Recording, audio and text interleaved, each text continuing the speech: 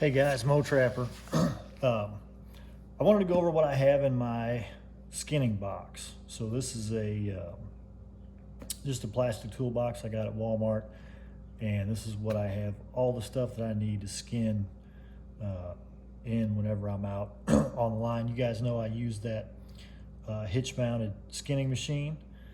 I've showed you a couple of videos on that before. So that's what I skin on primarily. Start up here in the top. Up here I've just got some hooks. These are actually for my stretcher boards. If I have a stretcher board that doesn't have one of those already on it, I can throw one on there and hang it up. And then down on this end I've just got some S hooks. Really just, this is just more for hanging stuff than it is for actually skinning, but that's what I've got in those two little drawers. And then open it up here so you guys can see. And I'll bring the stuff out and set it down so you can see a little better. But this is just a little, let's see, what's the brand on it? Smith's. It's a little knife sharpener. It's got a carbide side and a ceramic side. I usually just use the ceramic side. The carbide side is really aggressive. All these knives are pretty sharp to begin with, so if you just touch them up on that ceramic side, they seem to do fine.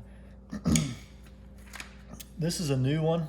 I just got this not too long ago. I've only skinned, I think, one beaver with it. But this is by Dexter, and it's Ensemble brand from PCS Outdoors. And this has been a good one. It was inexpensive, and it worked really well. Stayed sharp and did a good job. My skinning knives are Caribou. So this is the Caribou opening cuts knife. This is I think they call this the mink skinner. And then this is, I think, the 3-inch skinner down here. This is my favorite skinning knife by far. This thing's awesome, but all of these Caribou knives are awesome. And I had Weebies before this. I had a Weebie opening cuts and a Weebie skinning knife, kind of like this. And the Weebies are fine knives, but to resharpen them, to get them, to keep them sharp was much more of a chore. So these guys I can, skin, I can get through, at least one coyote really without having to touch them at all.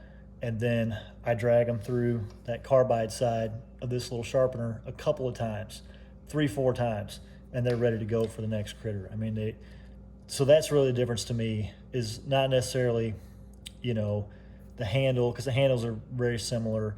It's something to do with the steel. I don't know exactly what it is, but these hold an edge longer, and they're much easier to resharpen once they do go a little bit dull on you. So the Caribou knives are what I recommend. It's what my fleshing knife is as well, as a Caribou, and they've just really, really done well for me. I really like the way the Caribou knives work. This is just happens to be a Gerber brand, but it's a folding carpet knife, and it's got that carpet hook on it. And I use that for opening cuts on beaver. I showed a video on that. Tail zipper, so to go down and get that last bit of the tail opened up. Tail stripper. This is an F&T. Ordered it from F&T. It's the aluminum one. Works really well. And then I've got one of the Weebie fixed blade replaceable blade knives. This one's really nice. I've got some more blades for it here as well.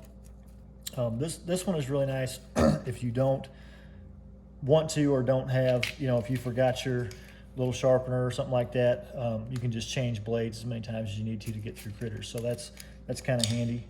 Got a Sharpie in here, not really sure why.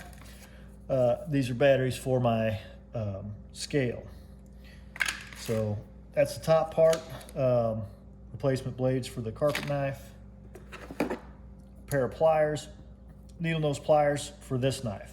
So if you guys are using these replaceable blade knives, especially this fixed blade one from Weebie, you need a pair of pliers to push that blade on and off so you don't end up, you know, cutting the hell out of yourself. Some Ziploc bags. I'll take castor or glands or anything that I'm collecting from any of the critters and put them in that. Gloves, a couple different colors, a couple different kinds, but you need some gloves when you're skinning. Fur comb, and this is the metal tooth version. They're a little bit more expensive, but they hold up a lot better, so I like that one. I don't know what brand this is. Let's see. AccuSharp it says, but it's just a sharpening steel. It works really well for touching up knives, but also for you know, getting into the corners. You can shove this down into a raccoon's back leg and get your hands on both sides of it and pull down. It works. That's primarily what I use it for, actually, is to pull rather than to actually touch up knives, but it could be used either way, obviously. This is my scale, just a little electronic fishing scale from Walmart, but it's fairly accurate. Just a piece of 550 cord. This is if I were to be out somewhere where I didn't have my skinning machine and I had to throw this up over a limb or something to get an animal up in the air to skin. And then the last thing is my skinning gambrel. So this is one of the speed gambrels, and it works really well. You know, you just bring the chain back through like so, stick your critter's foot through there, and it holds it up, so it does a really good job. That looks like about it. So you know, I had the scale so I could weigh animals just to have an idea of what they weigh. You know, that's obviously not necessary, but I would say, you know, a steel, some way to sharpen your knives. You definitely need gloves. You're gonna wanna have some kind of bags or some way to keep any of the glands or anything else that you're gonna harvest. You know, you definitely need a tail stripper. Tail zipper, you could get away with a hook knife or something like this, or really just running your knife down the end of the tail works as well, but this is a little bit faster, so I like the tail zipper too.